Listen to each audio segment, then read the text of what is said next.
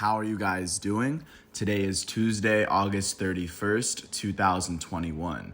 I'm James Sims, and for this episode of The Elite, I'm going to review the elite matchups and performances that took place in the MLB yesterday on Monday, August 30th. And of course, today I'm going to preview everything as what that's going on today, as we are at this point of the year. We have about a month left in the MLB season. The college football starts up in a couple of days. The NFL season is just around the corner. Champions League is starting, so are European qualifiers in the up-and-coming days. So this is a very interesting time of the year, but there were only baseball games that happened yesterday. So starting off in Detroit, the Tigers took on the Minnesota Twins as the Twins were able to beat the Tigers 3-2. And they were able to score all three of their runs in the top of the fourth. Their first run would be a tying RBI single from Jorge Polanco, and it would be a 3-run home run from the bringer of rain, Josh Donaldson. For the Detroit Tigers, the loss went to their starting pitcher, Casey Mize. Mize allowed 3 earned runs off of 5 hits in the first 6 innings of the game as he struck out 4. With this loss, he is now 7-7 on the year. In the Tigers batting lineup, their second baseman, Harold Castro, would end up going 2 for 4 with the run. Additionally, their center fielder, Derek Hill, would end up going 2 for 3 with an RBI and a run. Derek Hill would hit his second home run of the season for Detroit. For the Minnesota Twins, the win went to their starting pitcher, Bailey Ober. Bailey Ober allowed 2 earned runs off of 5 hits in the first 6 innings of the game as he struck out 5. He was just 1 run better than Casey Mize. The win would end up going to the Twins' closer, Alex Colome. Colome allowed no earned runs and only 1 hit in the 9th inning. He picked up his 10th save of the year. In the Twins' batting lineup, their designated hitter, Josh Donaldson, went 2 for 4 with 2 RBIs and a run. He hit his 21st home run of the year. He was the only player on the Twins with a multi-hit game. With this win, the Minnesota Twins are 58-73. That is the worst record in the American League Central. They've won 4 of their last 10, and they now trail the Chicago White Sox by 17.5 games in the division. With this loss, the Detroit Tigers are 62-70. That is the 3rd best record in the American League Central. They've lost their last 3 games, and they've lost 6 of their last 10. They currently trail the Chicago White Sox by 14 games in the division at the moment. Jumping out to Cincinnati, the Cincinnati Reds, who have playoff positioning, hosted the St. Louis Cardinals, and the Cardinals were able to beat the Reds to get their 67th win of the season. For the hometown Cincinnati Reds, the loss went to their starting pitcher, Luis Castillo. Castillo allowed 3 earned runs and 5 hits in the first 6 innings of the game as he struck out 8. With this loss, he's now 7-14 on the year, and in the Cincinnati Reds batting lineup, their shortstop Kyle Farmer went 2 for 4 with an RBI and a run. He hit his 12th home run of the season, and he was the only player that actually got a hit for the Cincinnati Reds. And for the St. Louis Cardinals, the win was given to their starting pitcher, Jon Lester, who was the best pitcher of the day yesterday. His best outing that he's had as a Cardinals pitcher. He allowed only 1 earned run and only 1 hit in 6.1 innings pitched as he struck out 5 before getting pulled in the 7th. With this win, he's 5-6 on the season. In the Cardinals batting lineup, their elite third baseman, Nolan Arenado, went 2 for 4. Their left fielder, Tyler O'Neill, went 2 for 4 with an RBI. And then their elite first baseman, Paul Goldschmidt, went 1 for 3 with 2 RBIs and a run, as his only hit was his 22nd home run of the season. With this win, the St. Louis Cardinals are now 67-63. That is the 3rd best record in the National League Central. They now trail the Milwaukee Brewers by 12 games in the division, and they sit 2.5 games outside of the National League wildcard picture, trailing the Cincinnati Reds. They are the 2nd team on the outside looking in, as they also trail the San Diego Padres as well. With this loss, the Cincinnati Reds are now 71-62. That is the second best record in the National League Central. They've lost their last 3 games, and they've lost 5 of their last 10. At the moment, they trail the Milwaukee Brewers by 9.5 games in the division, and they are the sole holders of the second National League wildcard spot.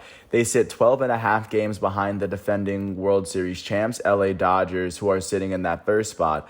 And they sit half a game ahead of the San Diego Padres, who are the first team on the outside looking in. They both have the same amount of losses, but the Reds simply just have one more win. Jumping out to our nation's capital, the Washington Nationals hosted the Philadelphia Phillies.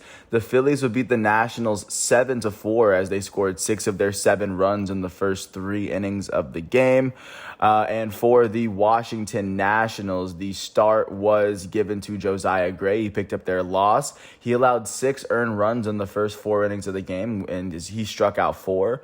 With this loss, he's 0-2 on the year. And in the Nationals batting lineup, their third baseman, Carter Kieboom, went 2 for 4 with an RBI and 2 runs. Kieboom hit his 5th home run of the season for Washington. For the Phillies, the win went to their starting pitcher, Zach Wheeler, who allowed 4 earned runs and 5 hits in the first 6 innings of the game. He struck out 4. With this win, Zach Wheeler is 11-9 on the season, and the save was given to the Phillies closer, Jose Alvarado. Alvarado allowed no earned runs and only 1 hit in the 9th inning as he struck out 2 batters to pick up his 5th save of the season. In the Phillies batting lineup, their center fielder, Odubel Herrera, went 2 for 4 with a run. Their elite right fielder, Bryce Harper, went 2 for 5 with 2 RBIs and 2 runs as he hit his 26th home run of the season. Their first baseman, Brad Miller, went 3 for 3 with an RBI and 2 runs as he hit his 14th home run of the season. Their third baseman, Ronald Torreyes, would end up going 2 for 4 with 3 RBIs on the day. With this win, the Philadelphia Phillies are now 67-64. That is the second best record in the National League East, as they have now won their last 4 games. They've won 6 of their last 10. They trail the Atlanta Braves by 3.5 games in the division, and they now trail the Cincinnati Reds by 3 games for that second National League wildcard spot. They are the third team on the outside looking in as they trail the San Diego Padres and the St. Louis Cardinals in that race. With this loss, the Washington Nationals are now 55-75. That is the 4th best record in the National League East. They've lost their last 3 games, and they've lost 7 of their last 10. They now trail the Atlanta Braves by 15 games in the division. And jumping out to Toronto, the Blue Jays hosted the Orioles in this bird v. bird matchup. For the Baltimore Orioles, in this matchup, the Blue Jays would beat the Orioles 7-3 as they scored 6 runs in the 6th and 7th inning. They would score 3 runs. So first, the Orioles would take the lead in the top of the 6th thanks to a Ryan Mountcastle single. And then for the Blue Jays, Bo Bichette would tie it off of a single, and then it would be a 2-run double from Teoscar Hernandez to give the Blue Jays the lead. And then in the 7th inning, it will be a 3-run home run from Vladimir Guerrero Jr., his second of the day, by the way, to give the Blue Jays their 69th win of the season. For Baltimore, the start was given to Chris Ellis. Chris Ellis would allow 1 earned run off of 2 hits in 4.2 innings pitched. He would strike out 2 batters before getting pulled in the 5th inning. And the loss would go to the Orioles' first relief pitcher. In this matchup, it would be Dylan Tate. Dylan Tate allowed 3 earned runs in 0.2 innings pitched. He would be the one that finished off the 5th inning and started off the 6th. He would get pulled in the 6th inning, and with this loss, he's 0-4. In the Orioles batting lineup, their first baseman, Ryan Mountcastle, went 2 for 3 with 2 RBIs and 2 runs. He hit his 25th home run of the season, and he was the only player on the Orioles with more than 1 hit. For the Blue Jays, on the other hand, the win went to Robbie Ray. Robbie Ray would go on to allow 2 earned runs and only 4 hits in the first 7 innings of the game as he struck out 10. With this win, Robbie Ray is 10-5 on the season as the Blue Jays starting pitcher. In the Blue Jays batting lineup, their elite first baseman, Vladimir Guerrero Jr., would go 2 for 4 with 4 RBIs and 2 runs on the day. This was the 4th time this season. I thought he was the best hitter of the season. And he would go on to hit his 37th and 38th home runs of the season. Those were his 2 hits. And with this win, the Toronto Blue Jays are now 69-61. That is the 4th best record in the American League East. They've won their last 3 games, and they've won 6 of their last 10. They trailed the Tampa Bay Rays by 13.5 games in the division, and they trail the Boston Red Sox by 4.5 games for that second American League wildcard spot, as they are the second team on the outside looking in, as they also trail the Oakland Athletics in that regard. With this loss, the Baltimore Orioles are now 40-90. That is the worst record in the American League East, and that is the worst record in baseball, as the Orioles are the first team to cross the 90-loss threshold. They've lost their last 4 games. They've lost 8 of their last 10, and they now trail the Tampa Bay Rays by 42.5 games in the division, which is the gap in the American League, which is actually bigger than the gap in the National League by 1.5 games. Just to give a sense of what the gap is between the Orioles and the Rays, who are the best team in their division. Jumping out to Tampa Bay, speaking of the Rays were able to beat the Red Sox to extend their deficit over the Orioles. And they were able to take the lead in the 3rd inning, as they were able to break the 1-1 tie off of an Austin Meadows single and run away to pick up their 83rd win of the season. For the Boston Red Sox, the loss went to their starting pitcher, Nick Pivetta. He allowed 4 earned runs in the first 5 innings of the game, as he struck out 6. With this loss, he's 9-7. In the Red Sox batting lineup, their right fielder, Alex Verdugo, went 2 for 4. And then for the Tampa Bay Rays in this matchup, the win went to their starting pitcher, Luis Patino. Luis Patino allowed only 1 earned run and 5 hits in the first 5.2 innings of the game. He would strike out 5 batters before getting pulled in the 6th inning, and with this win, he's 4-3 on the season. In the Rays batting lineup, their second baseman, Brandon Lau, went 2 for 3 with 2 RBIs and 2 runs.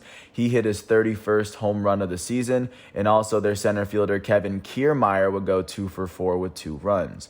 With this win, the Tampa Bay Rays are now 83-48. That is the best record in the American League East. They've won their last 8 games. That is currently the best win streak in all of baseball. They've won 9 of their last 10, and they sit 7 games ahead of the second-place New York Yankees in their division. And they are the sole holders of the number 1 spot in the American League, as they right now have the second best record in all of baseball, as they have surpassed the Dodgers as well. And right now, what the playoff picture looks like, they are sitting number 1. The Astros of the West hold the 2 seed, and the White Sox are also sitting below them, holding the 3 seed.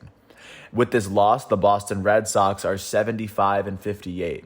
That is the 3rd best record in the American League East. They've lost their last 2 games, and they've lost 4 of their last 10. They trail the Tampa Bay Rays by 9 games in the division, and they are currently holding on to the 2nd American League wildcard spot, sitting 2 games behind the New York Yankees, who are holding on to that top spot. And they are sitting 2 games ahead of the Oakland Athletics, who are the first team on the outside looking in. But as of now, the Red Sox are still holding on to that playoff spot. Jumping out to Dallas, the Texas Rangers hosted the Colorado Rockies for this intra-league matchup. The Rangers would end up beating the Rockies 4-3, as they scored all 4 of their runs on the 4th through 6th innings before the Rockies would score their 3 in the 7th and 8th. So someone scored a run between the 4th and 8th inning every inning, but the Rangers would be the one that scored more, and they picked up their 46th win of the season. For the Colorado Rockies, the loss went to their starting pitcher, German Marquez. Marquez allowed 4 earned runs in the first 6 innings of the game, as he struck out 2. With this loss, German Marquez is 11-10 on the season. In the Rockies batting lineup, their shortstop Trevor Story went 2 for 4 with 3 RBIs and 2 runs. He hit his 17th and 18th home runs of the season yesterday. For the Texas Rangers, the win was given to AJ Alexy. Alexy allowed no earned runs and only 1 hit in the first 5 innings of the game, as he struck out 4. With this win, he is now 1-0 on the season, and the save was given to the Texas Rangers closer, Joe Barlow. Joe Barlow allowed no earned runs and only 1 inning pitched, and with this save, he now has 3 on the year. In the Rangers batting lineup, their first baseman, Nate Lowe, went 2 for 4. Their designated hitter, DJ Peters, would end up going 2-for-4 with an RBI and 2 runs as he hit his 8th home run of the season.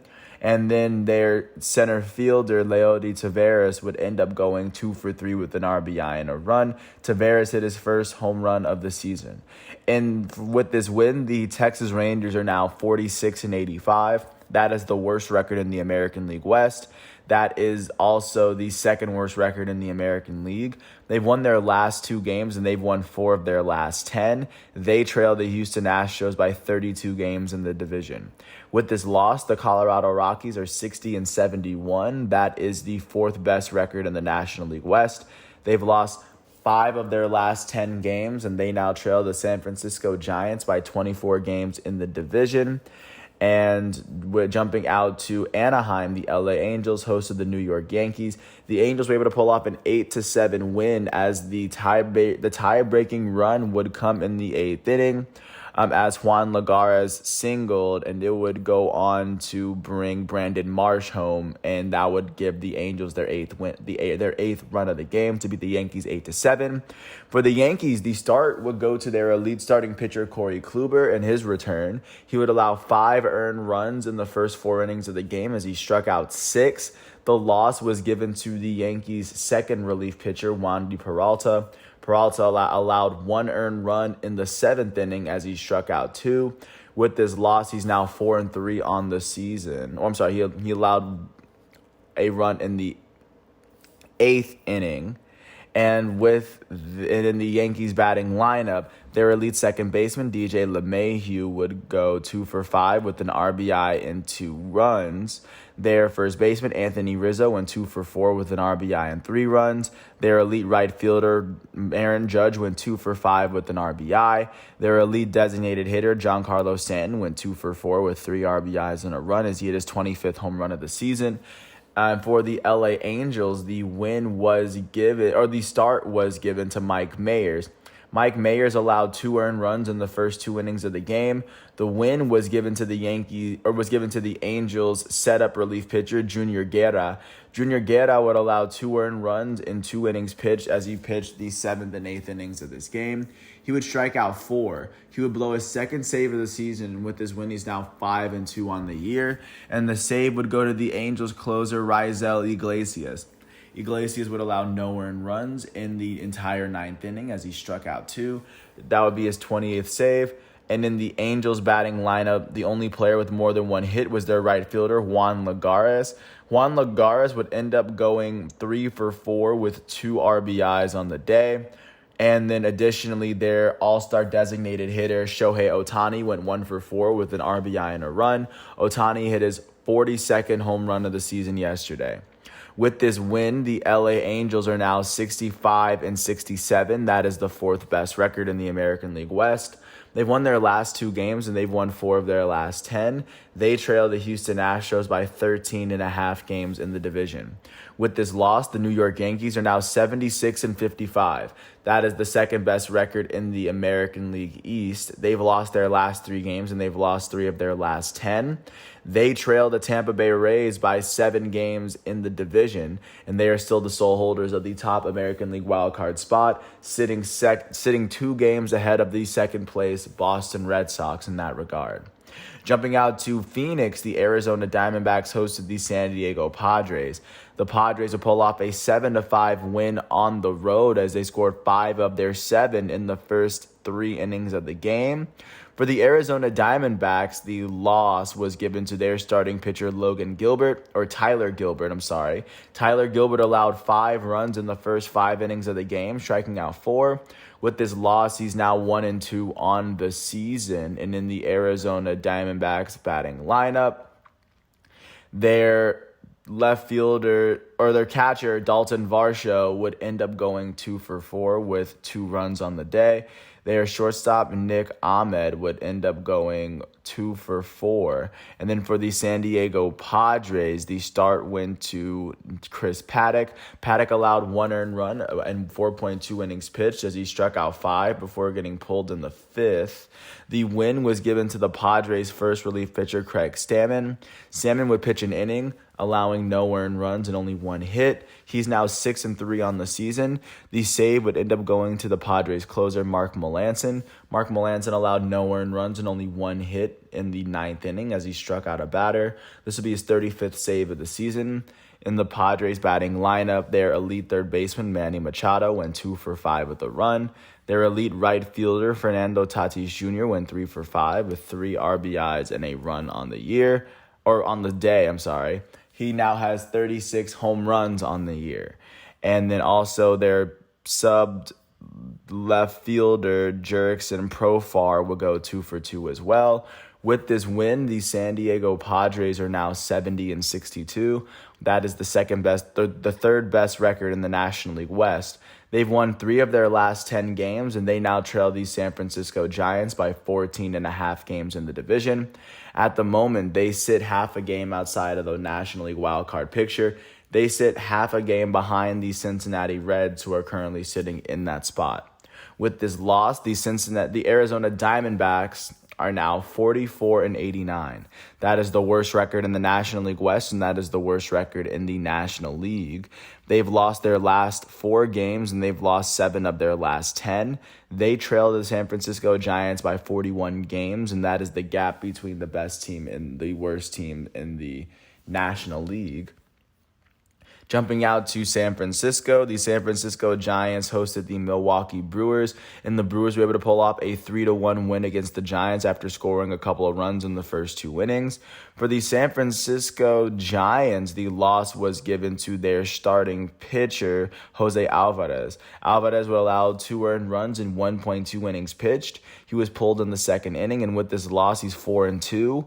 In the Giants batting lineup, their first baseman, Brandon Belt, went 2 for 4 with a run. Their elite third baseman, Chris Bryant, went 2 for 4. And for the Milwaukee Brewers, on the other hand, the win went to their all-star starting pitcher, Corbin Burnes. Burnes allowed 1 earned run and only 4 hits in the first 6 innings of the game as he struck out 9. With this win, Corbin Burnes is 9-4 on the season. The save was given to the Brewers' elite closer, Josh Hader. Hader allowed no earned runs in the 9th inning as he only allowed 1 hit, and this will be his 28th save of the year. In the Brewers batting lineup, their third baseman, Jace Peterson, went 3 for 3 with a run. He was the only player with a multi-hit game. With this win, the Milwaukee Brewers are now 80-52. That is the best record in the National League Central. They are the 3rd team in the National League to cross the 80-win threshold.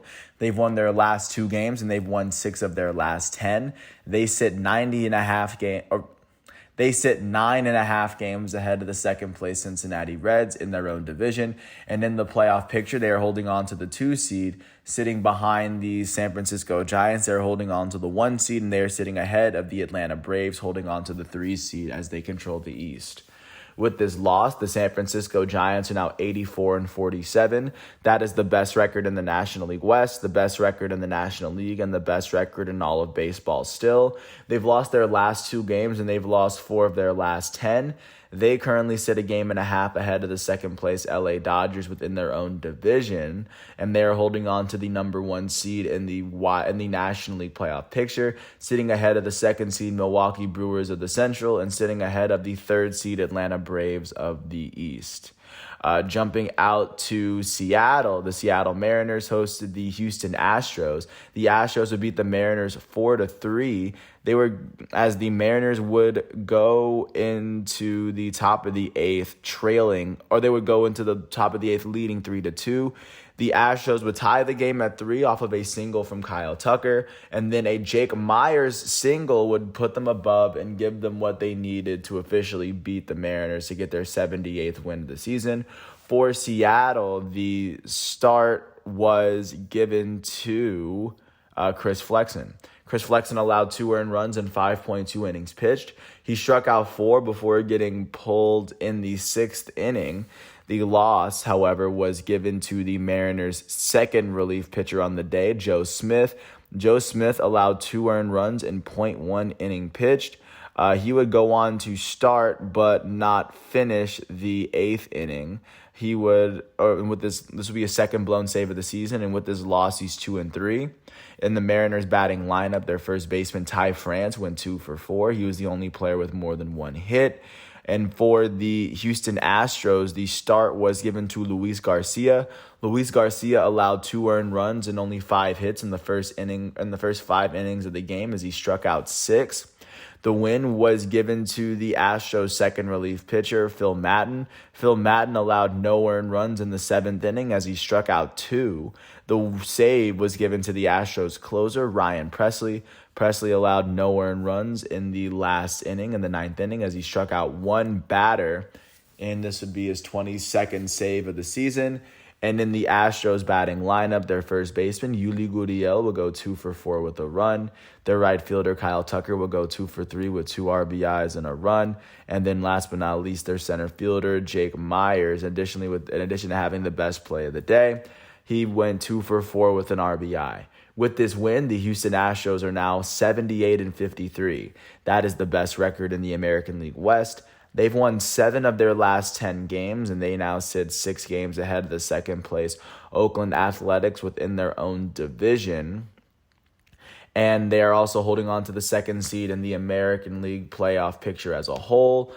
They are sitting behind the Tampa Bay Rays, holding on to the number 1 seed out east, and they are sitting ahead of the Chicago White Sox, who are holding on to the 3 seed of the Central at the moment.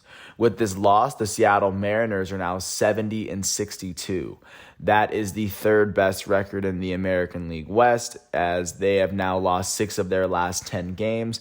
They trail the Houston Astros by 8.5 games in the division, as they trail the Boston Red Sox by 4.5 games in the wild card race. They are even with the Blue Jays, but they have 1 more win and 1 more loss, so they are the 3rd team on the outside looking in, as they trail the Athletics as well. Jumping out to Dodger Stadium, last but not least, the LA Dodgers hosted the Atlanta Braves, and the Dodgers were able to pull off a 5-3 win after scoring all 5 of their runs in the first 3 innings of the game. For the Atlanta Braves, the loss went to their starting pitcher, Drew Smyly. Smyly allowed 5 earned runs in 4.2 innings pitched as he struck out 5. With this loss, Drew Smyly is now 9-4 on the season. In the Braves batting lineup, the only player with more than 1 hit was their center fielder, Adam Duvall. He would go 2 for 4 with an RBI and a run. Their elite first baseman, Freddie Freeman, went 1 for 4 with an RBI and a run. Freddie Freeman would hit his 28th home run of the season. Not to mention, like I said, Duvall hit his 29th home run of the season. And for the LA Dodgers in this matchup, the win would end up going to their starting pitcher, Julio Urias. Urias would allow 2 earned runs and he would allow 4 hits in the first 6 innings of the game as he struck out 7. With this win, Julio Urias is now 15-3 on the season. The save for LA was given to Blake Trinan. Blake Trinan would allow no earned runs as he in 1.1 innings pitched as he finished off the 8th and 9th inning. He struck out a batter as well. In the LA Dodgers batting lineup, their all-star first baseman Max Muncy went 2 for 4 with an RBI and a run. He hit his 29th home run of the season. Their elite right fielder Mookie Betts went 1 for 4 with an RBI and a run as he hit his 18th home run of the season. Their all-star third baseman Justin Turner went 2 for 4. And then their catcher Will Smith went 2 for 4 with an RBI and a run. Will Smith hit his 22nd home run of the season yesterday. With this win, the Los Angeles Dodgers are now 83-49. That is the 2nd best record in the National League West. They've won 7 of their last 10 games, and they sit a game and a half behind the San Francisco Giants in the division, and they're holding on to sole possession of the National League Wild Card's first slot, sitting 12.5 games ahead of the second-place Cincinnati Reds in that race. With this loss, the Atlanta Braves are 70-60. That is the best record in the National League East. They've only lost 4 of their last 10 games as they sit 3.5 games ahead of the second-place Philadelphia Phillies within the division. They're holding on to the 3rd seed of the National League playoff picture as they trail the 1 seed San Francisco Giants out west, and they also sit behind the 2nd seed Milwaukee Brewers, who it looks like they may face in the first round of the playoffs if everything remains the same. So that is what the MLB is looking like following yesterday. Looking forward to what's going on today as it is Tuesday. Starting with the resumed suspended game as the Marlins and the Mets will pick up their game as Stroman only pitched, 9? He only threw 9 pitches in the first inning, so that game is going to continue at 1:10. At 6:40, Sonny Gray and the Cincinnati Reds are going to host Miles Mikolas and the St. Louis Cardinals. Sonny Gray enters his matchup with a 6-6 record, holding a 3.91 ERA. At 7:05, Patrick Corbin and the Washington Nationals are going to host Matt Moore and the Philadelphia Phillies. At 7:07, the Toronto Blue Jays, led by their elite starting pitcher Hyunjin Ryu, are going to host Keegan Akin and the Baltimore Orioles. Hyunjin Ryu enters his matchup with a 12-7 record, holding a 3.88 ERA at the moment. At 7:10, Ryan Yarbrough and the Tampa Bay Rays are going to host the Boston Red Sox on ESPN+. At 7:10, Trevor Williams and the New York Mets are going to host the Miami Marlins in Citi Field. At 7:10, Tarek Skubal and the Detroit Tigers are going to host Cole Irvin and the Oakland Athletics. Cole Irvin enters his matchup with a 9-12 record, holding a 3.68 ERA. At 8:05, Jordan Lyles and the Texas Rangers are going to host Austin Gomber and the Colorado Rockies. Gomber enters his matchup with a 9-8 record, holding a 4.38 ERA. At 8:10, John Gant and the Minnesota Twins are going to host Zach Davies and the Chicago Cubs. At 8:10 at the same time, Mike Minor and the Kansas City Royals are going to host Zach Plesac and the Cleveland Indians. At the same time, at 8:10, Lucas Giolito and the Chicago White Sox are going to host Bryce Wilson and the Pittsburgh Pirates. Lucas Giolito enters his matchup with a 9-9 record, holding a 3.68 ERA. At 9:38, Jaime Badia and the Los Angeles Angels are going to host Jameson Taillon and the New York Yankees. At 9:40, Zach Gallen, the elite starting pitcher of the Arizona Diamondbacks, is going to host Blake Snell, the elite starting pitcher for the San Diego Padres. Blake Snell enters his matchup with a 6-5 record, holding a 4.58 ERA. Zach Gallen will take his home mound, holding a 2-7 record alongside a 4.32 ERA. At 9:45 on FS1, the San Francisco Giants, holding the best record in baseball, are going to host the Milwaukee Brewers as the Brewers hold the best record in the Central. The Giants have not announced their pitchers, but the Brewers have announced that Brandon Woodruff, their all-star, will take the mound. He is 8-7, holding a 2.38 ERA. And then at 10:10, Yusei Kikuchi and the Seattle Mariners are going to host Lance McCullers Jr. and the Houston Astros. Lance McCullers Jr. enters his matchup with a 10-4 record and a 3.32 ERA. And last but not least, at the same time, the Los Angeles Dodgers, the defending World Series champs, are going to host the National League East leading Atlanta Braves. Charlie Morton will take the mound for the Atlanta Braves as he's holding a 12-5 record and a 3.60 ERA. And for the LA Dodgers, their elite starting pitcher Walker Buehler is going to take the mound. Right now, he's sitting at 13-2, holding a 2.02 ERA on the season.